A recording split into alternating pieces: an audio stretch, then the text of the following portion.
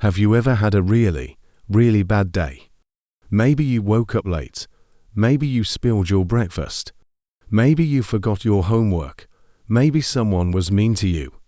Now imagine having a really, really bad year. Or a really, really bad decade. That's what happened to Joseph. He was thrown into a pit by his own brothers. He was sold as a slave.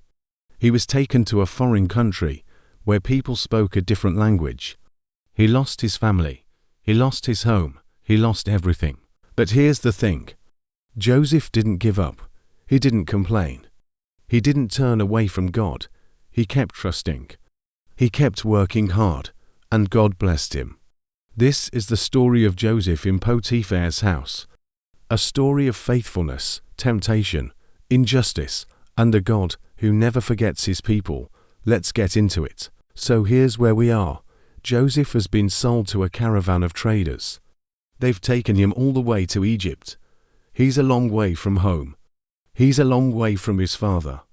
He's a long way from everything he's ever known. The traders take Joseph to a market. They sell him to a man named Potiphar. Potiphar is an important man. He's the captain of Pharaoh's guard. He's in charge of protecting the king of Egypt. He has a big house, lots of servants, and lots of power, and he buys Joseph. Now, Joseph is a slave. He has no rights. He has no freedom. He has no hope of ever going home. Everything he had is gone. But something is different about Joseph. He doesn't complain. He doesn't rebel. He doesn't try to run away. He works hard. He does his job well. He does everything with excellence. And God is with him. The Bible says, "The Lord was with Joseph, so that he prospered, and he lived in the house of his Egyptian master." When his master saw that the Lord was with him, and that the Lord gave him success in everything he did, Joseph found favor in his eyes, and became his attendant. Potiphar notices. He sees that Joseph is different. He sees that everything Joseph touches turns to gold. He sees that God is blessing Joseph. So Potiphar puts Joseph in charge of everything. His whole house, his whole estate, all his servants, everything. Joseph becomes the manager of Potiphar's entire household. He's no longer just a slave. He's running the show. And because of Joseph, God blesses Potiphar's house. The crops grow. The animals thrive. The servants are happy. Everything prospers. Joseph is young. He's far from home. He's a slave, but he's faithful. And God is with him. But then something happens. Potiphar's wife begins to notice Joseph. He's handsome. He's strong. He's successful. One day, she says to him, "Come to bed with me." Joseph is shocked. He says, "No, my master trusts me with everything in this house. He has given me everything except you, because you are his wife. How could I do such a wicked thing? It would be a sin against God." Joseph refuses. He knows that giving in would be wrong. It would hurt Potiphar. It would hurt Potiphar's family. It would hurt his own relationship with God. But she doesn't give up. Day after day, she tries to convince him. Day after day, Joseph refuses. Finally, one day, Joseph is in the house alone. No one else is there.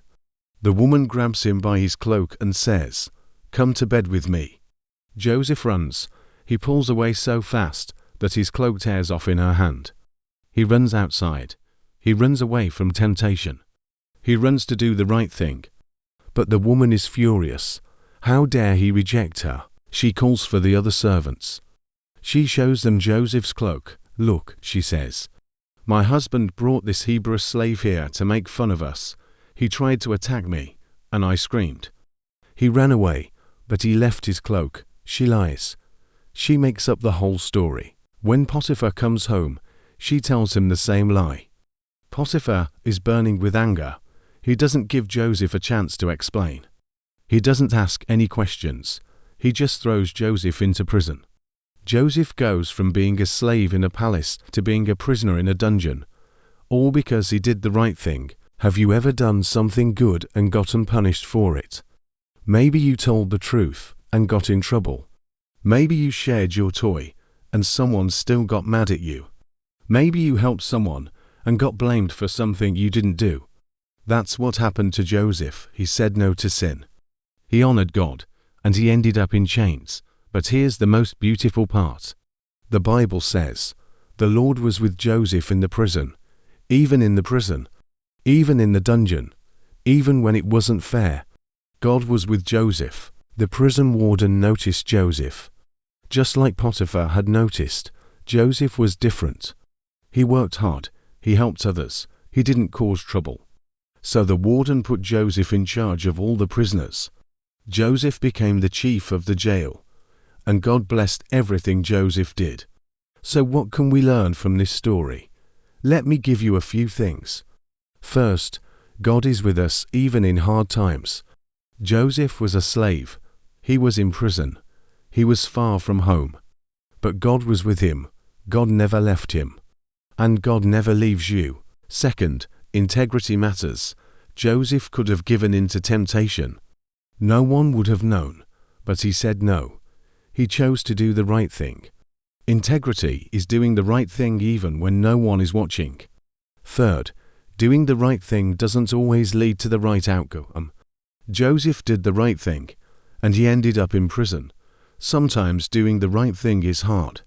Sometimes it doesn't make sense, but it's still the right thing to do. Fourth, our character is tested in difficult situations. Joseph was tested as a slave. He was tested as a prisoner. He passed every test. When you face hard situations, remember that God is testing and growing your character. Fifth, God can use us wherever we are. Joseph was a slave, and God used him. Joseph was a prisoner, and God used him. You don't have to be in a palace for God to use you. He can use you right where you are. And here's the most beautiful part. Joseph's story points to Jesus. Joseph was falsely accused. Jesus was falsely accused. Joseph suffered for doing right. Jesus suffered for doing right. Joseph was thrown into prison. Jesus was thrown into a tomb. But God was with both of them. And both of them were ultimately victorious. Joseph was faithful even when it cost him everything. Jesus was faithful even when it cost him his life. Joseph's faithfulness led to the salvation of many. Jesus' faithfulness led to the salvation of the whole world. So the next time you face a hard situation, the next time you're tempted to give in, the next time you feel like giving up, remember Joseph, remember his integrity, remember his faithfulness, and remember that God is with you. What an amazing story. Wonder Explorer. A slave who became a manager, a prisoner who remained faithful, and a God who never forgot his servant. Next time, we're going to follow Joseph into prison. He's going to meet to other prisoners who have dreams. And Joseph is going to do something amazing. You do not want to miss it. So here's my ask. If you've made it this far, you're loving these stories, don't miss the next one. Hit that subscribe button right now. Tap the bell too. That way, every new story comes straight to you. And don't forget to give this video a thumbs up if you enjoyed it. Share it with your friends, they need to hear these stories too. Let's keep walking through the Bible together, from Joseph's prison cell all the way to the cross. Here's the verse that sums up this whole story.